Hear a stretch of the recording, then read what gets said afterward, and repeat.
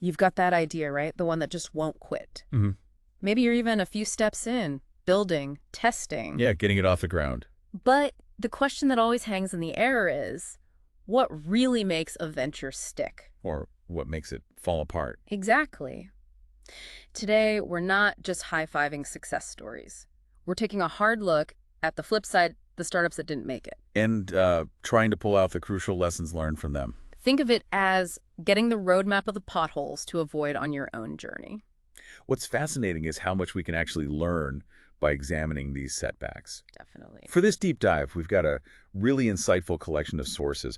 We're looking at advice from Founder Society members on startups.com, Okay. Jim Hamilton's LinkedIn analysis of some really prominent collapses, Right, saw that one. the Untold Stories series from Startup Resources, Mm. which really dissects various failures, Mm-hmm. and also the data-backed findings from Startups Magazine's survey of 150 founders, Mm-hmm. plus their analysis of hundreds more. Exactly. And this isn't about focusing on what went wrong just to feel bad, right? No, not at all. It's constructive. It's about giving you actionable insights.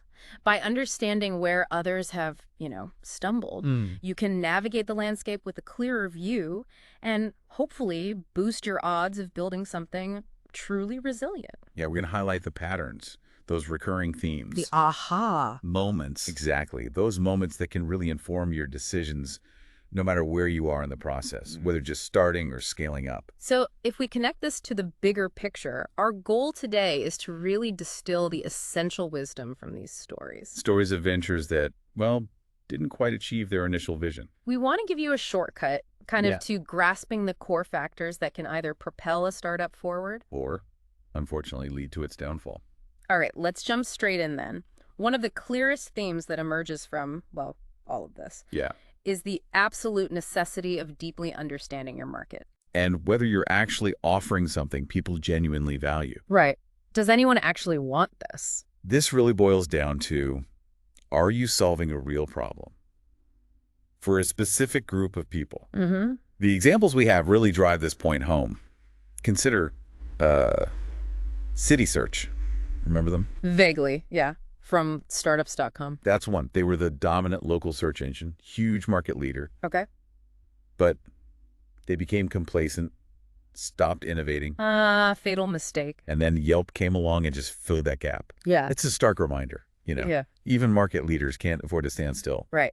Complacency kills. And then there's Quibi. Oh, Quibi, yes. Jim Hamilton analyzes that one on LinkedIn. A staggering amount of money. What was it? $1.75 billion. Something like that, yeah. Huge investment. All based on this idea of short-form, high-production video. But it launched during the pandemic, remember, when many were actually seeking longer-form content to watch at home. Terrible timing. And it was mobile only, too, wasn't it? Mobile only. It really underscores how critical it is to nail that product market fit. You have to truly identify who your customer is and what their needs are right now, not what you think they need. What's particularly striking with Quibi is that massive disconnect, all that investment, Yeah. but apparently not enough deep market validation for their specific offering at that particular time. Hamilton really emphasizes that. Mm-hmm. Clearly identifying the target market and their actual needs is paramount. Without that foundation, even billions in funding can't guarantee success. It just burns faster. And speaking of not meeting a real need, Juicero. Oh, Juicero, another one Jim Hamilton discusses. The super expensive Wi-Fi connected juicer. That needed its own proprietary juice pack. And then it turned out you could just squeeze the packs yourself by hand. Exactly. It's Yeah. a perfect illustration of over-engineering something simple. And completely missing what customers actually wanted, which was probably just, easy, affordable juice. Absolutely. It echoes that needhelp.com cartoon Hamilton mentions. Right. The one about tech for tech's sake. Yeah, the idea that just adding a tech element doesn't automatically mean value. The lesson seems crystal clear. Focus on addressing genuine, tangible problems. Not just creating cool tech because you can. Startup Resources brings up Anki, the robotics company. Now, this one's interesting because they actually achieved $100 million in revenue in a single year. Wow. Okay. That sounds like success, right? You'd think so, but their product market fit was still apparently off. How so? While they initially focused on kids' toys, like Cosmo. Right, I remember Cosmo. Then they pivoted to more sophisticated gadgets, but without really figuring out who the target buyer was for these new, pricier products. So the audience got fuzzy. Exactly. This really highlights that revenue figures alone don't guarantee long-term sustainability. Yeah. If you're not consistently connecting with a well-defined market, those sales might just be a flash in the pan. Anki's shift in product strategy seemed to create confusion about their core customer base. Who are they actually for anymore? And the Startups Magazine survey data really reinforces this whole market need thing. What did they find? They found that a lack of market need is a growing reason for failure. It actually spiked in 2020. Huh. Related to the pandemic, maybe? Possibly, yeah. But it also points to this idea of too many founders jumping into highly competitive markets. What they call red oceans. Exactly. Red oceans markets, saturated with competitors, without offering any real point of differentiation. So just another Me Too product. Pretty much. And the advice from the founders they surveyed, overwhelmingly, it was do more research prior to launch. Seems pretty fundamental, doesn't it? But maybe easily overlooked in the excitement. It does, and it's such a consistent thread through all these examples, isn't it? Yeah, it really is. The crucial learning here, the big takeaway, is you just cannot operate in a vacuum. You have to have a deep, almost intimate understanding of your ideal customer. Know their specific challenges, their pains. And ensure that your product or service provides a genuine and effective solution for them. Couldn't agree more. Okay, so we've covered the why you need a valuable product for a defined market. That's clear. Right. But another major theme that keeps popping up in these analyses is the how. How you manage things. Specifically, how you manage your growth and, crucially, your finances. Ah, yes, the money side. Uh-huh. A common stumbling block for so many promising startups. For sure. Startups.com gives us the examples of Webvan and Good Eggs. Remember Webvan? Oh, yeah. The grocery delivery pioneers. The temptation to rapidly expand geographically, go nationwide really fast, can be strong. Very strong. Especially when you have funding. But they learn the hard way about the risks, prioritizing widespread expansion over establishing a strong, profitable foundation in their initial markets. It's like trying to build the roof before the walls are solid. It really is, stretching resources too thin too quickly. And Jim Hamilton brings in Pets.com, probably the most famous example from the dot-com boom. The sock puppet. That's the one. They just burned through capital at an alarming rate. Mostly on marketing, right? Including that Super Bowl ad. Yeah, the Super Bowl ad really exemplifies prioritizing visibility over, well, viability. They didn't have the revenue to support it, and they faced huge logistical hurdles trying to ship bulky pet food profitably. Exactly. Hamilton's key lesson there is pretty stark. Profitability needs to precede aggressive growth. Or at least a clear path to it. Right. Scaling a fundamentally flawed or unprofitable business model just accelerates its demise. You run out of cash faster. Then there's Beepy, also from Hamilton's analysis. Another financial trap illustrated there. What was their story? Excessive spending on non-essential items, like lavish offices. Ah, the startup perks trap. Exactly. While their core business model, selling used cars online, remained unprofitable and heavily dependent on continuous VC funding. That's a dangerous game. The critical insight there has to be that funding serves to fuel established growth, or a tested model. Not to replace actual revenue generation indefinitely. Right. When the funding inevitably dries up, as it often does, a business lacking a solid revenue stream is just going to collapse. Anki comes up again here, too, from Startup Resources. We talked about their market fit issue. But they had financial problems, too. Yeah, an unsustainable financial model. They were heavily reliant on hardware sales, those robots. Which usually have high manufacturing costs and maybe thin margins. Exactly. And they had a significant software component, the platform behind the robots, that apparently drained resources without generating its own income. Oof. So no recurring revenue from the software side. Seems not. It really underscores the importance of having diverse revenue streams, doesn't it? Absolutely. Diversification creates resilience. Relying on just one potentially volatile source like hardware sales leaves you incredibly vulnerable. Especially to market shifts or manufacturing cost increases. For sure. And Scale Factor, another one from Startup Resources, is an interesting case study in this area. Okay. They apparently had really impressive marketing and they secured substantial funding. They looked successful from the outside. But their underlying product, some kind of automated accounting software, I think, simply didn't meet expectations. It didn't work well enough. Ah, so the marketing wrote checks the product couldn't cash. Perfectly put. It highlights that crucial point. You just can't market your way out of a fundamental product deficiency. Not long-term, anyway. Precisely. I mean, effective marketing can generate initial interest, get signups, Yeah, create buzz. but without a solid and valuable product that actually delivers, customer retention will just plummet. Churn kills you. And the Startups Magazine survey really drives this whole financial point home. Running out of cash. Is it the #1 reason? Cited as the leading cause of startup failure, #1. Wow. Not surprising, I guess, but still stark. And they directly link this to a lack of a clear business plan or financial model. So not just bad luck, but a lack of planning. That seems to be the implication. Founders might think detailed planning slows them down, or maybe they're just banking on securing the next funding round. Always chasing the next check. Right. But without a clear path to profitability, a defined break-even point, they're basically flying blind financially. It's just unsustainable. And that quote you mentioned earlier from Eric Schmidt. Oh, yeah. Revenue solves all known problems. It really cuts to the core of it, doesn't it? Yeah. It might be an oversimplification, but there's a lot of truth there. There really is. And it's telling that relatively few founders in that Startups Magazine survey suggested more financing as the primary way to prevent failure. Oh, that is interesting. What did they suggest instead? The emphasis was much more on, you guessed it, thorough research and robust planning. Back to basics. It speaks volumes. And Startup Resources also reminds us about allocating capital wisely, Right. Not spending it on fancy offices or vanity projects. but focusing on actual growth drivers, Yeah. things that directly contribute to acquiring customers or improving the product. So the big learning here seems incredibly clear. Build a financially sound business. It's not optional. Develop a clear plan for generating revenue and achieving profitability, or at least understand the path there. And resist that urge for rapid, unsustainable growth that's just driven by hype or funding pressure. Exactly. Prioritize the fundamentals of a viable and profitable business model right from the outset. Okay, makes sense. Now let's shift our focus a bit, because it's not just about market and money, is it? No, definitely not. The human side of things comes up again and again in these sources.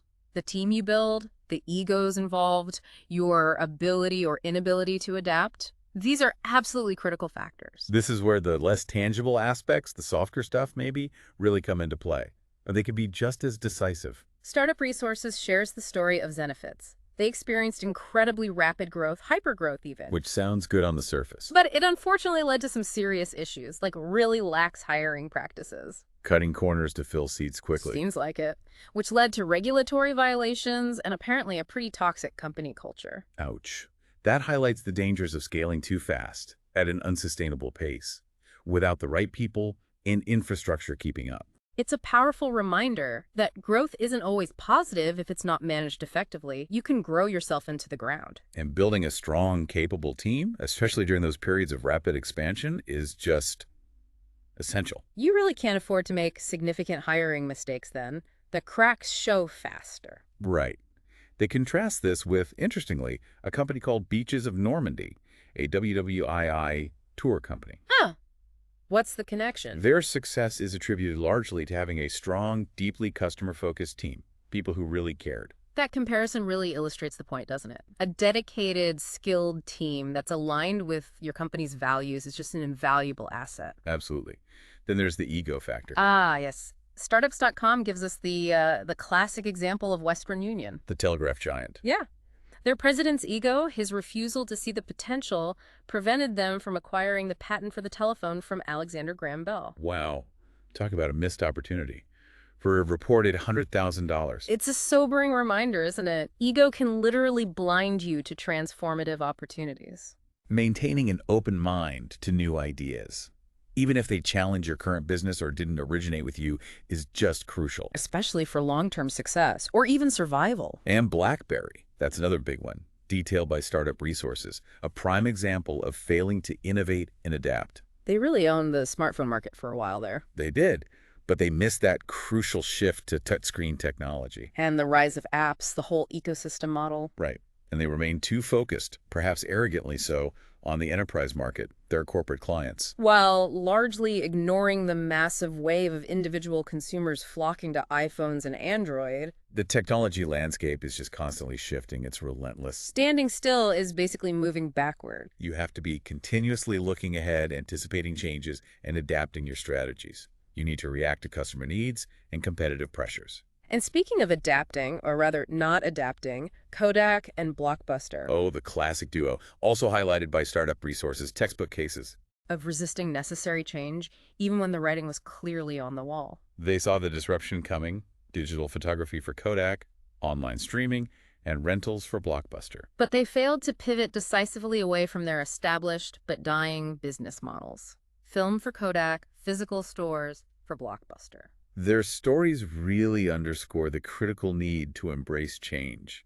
Sometimes you even have to disrupt your own existing revenue streams. That's the hard part, isn't it? Cannibalizing your cash cow. It is. But the fear of doing that can ultimately be fatal in the long run, as their examples show. Startup Resources also points to Skype. This one surprised me a bit. How so? They're still around. They are, but they apparently missed a massive opportunity during the huge surge in remote work a few years back. When Zoom and Teams exploded. Exactly. Despite being a well-known brand, maybe the original video call brand. Yeah, for a long time. They apparently suffered from ineffective marketing or branding at that crucial moment. Okay. Their product had also become maybe overly complex, too many features, not streamlined enough. Bloated. Yeah, I can see that. And they just lacked the agility compared to competitors like Zoom and Google Meet, who came in strong. So even established players can't afford to become complacent. You need simplicity, agility. And consistent marketing efforts are essential for maintaining relevance, even for brands people already know. You can't rest on your laurels. That makes sense. The Startups Magazine survey adds another layer to this human element. What's that? It emphasizes the value of seeking external expertise. Like advisors, consultants. Yeah, legal counsel, networking opportunities, consultants, even just building a team with diverse skill sets so you're not trying to do it all yourself. So successful founders generally aren't these rugged individualists going it completely alone. That seems to be the finding. They leverage help. And the survey also found something really key about pivoting. We talked about Kodak and Blockbuster failing to pivot. Right. Well, the survey found that a willingness to pivot your strategy significantly increases your chances of success. Even if your initial confidence level was low. Exactly. Even if you weren't sure about the first idea, being willing to change course based on feedback or data is huge. That willingness to pivot shows adaptability, doesn't it? And maybe a lack of ego tied to the original plan. Precisely. A growth-oriented mindset. Both are invaluable for navigating the inevitable challenges and uncertainties of building a startup. And Startup Resources also brings up something straightforward but maybe easy to forget. Which is? Actively listening to customer feedback. Ah, yes. Seems obvious, but crucial for continuously improving your product and also for building loyalty, making customers feel heard. definitely. So the key takeaways here feel multifaceted. It's about building a strong, adaptable team. Cultivating the humility to learn and change direction when necessary. And never, ever underestimating the importance of listening, really listening to your customers and staying attuned to signals from the market. It's really about fostering a company culture, isn't it? One that values continuous learning, collaboration, and a proactive approach to evolution, not just sticking to the original plan no matter what. Yeah, that sounds right. Finally, our sources touch upon something absolutely fundamental, maybe the bedrock of it all. Which is? Ethics and transparency. Yes. Theranos comes up here, doesn't it? Both Jim Hamilton and Startup Resources reference it. It's such a prominent cautionary tale. The story of making these wildly unrealistic promises about their blood testing technology. Failing to deliver on those promises year after year. And a complete lack of transparency that ultimately spiraled into outright fraud and the company's total collapse. It's just a devastating illustration of how a lack of integrity can utterly destroy a business. Regardless of the initial hype, the celebrity endorsements, the massive funding secured, none of it mattered in the end. The core learning there feels unequivocal, really. Integrity isn't just a nice-to-have quality, is it? No, it's foundational. It's a basic requirement for long-term survival and any kind of sustainable success. Trust, once broken on that scale, is almost impossible to rebuild. So, as we bring this deep dive to a close, let's maybe quickly summarize some of the core insights we've uncovered. It's a lot to take in. Yeah, definitely. We've seen the vital importance of First, deeply understanding your market and offering genuine value. Right. Solve a real problem. Then, we examine the necessity of maintaining a sustainable financial model, avoiding that trap of growth at all costs. Watching the bottom line, having a path to revenue. The human element, building the right team, checking the ego, staying adaptable, that's clearly critical too. Hugely important. And underlying everything, as we just discussed, is that absolute necessity of operating with unwavering ethics and transparency. These aren't just abstract business school concepts, are they? They are hard-earned, often painful lessons from those who have navigated this challenging startup landscape before us. Absolutely. And maybe as you reflect on your own current or future ventures, consider this. Okay, a final thought. Yeah. What do you perceive as the most significant potential threat right now, based on what we've discussed? Which of these patterns of failure market need, finance, team, adaptability, ethics resonates most strongly with your specific situation? And perhaps most importantly, what is one concrete, actionable step you can take, maybe this week, to proactively address and mitigate that specific risk? That's a great challenge because remember, studying failed startups isn't about being pessimistic or predicting doom. No, it's about becoming strategically informed. It's about getting that roadmap. So you can build a more resilient future for your own vision. Exactly. Absolutely. We really encourage you to consider the ideas we've explored today. What stood out to you? What questions are still lingering in your mind? This deep dive is really just the beginning, hopefully a starting point for your own thinking. Keep exploring, keep learning, and keep applying these crucial lessons. The journey of building something meaningful is, well, it's undoubtedly challenging. No question about that. But by understanding the paths others have taken, both the successful ones and maybe even more importantly, the unsuccessful ones, You can navigate the road ahead with greater clarity and hopefully a significantly higher chance of building something truly impactful that actually endures.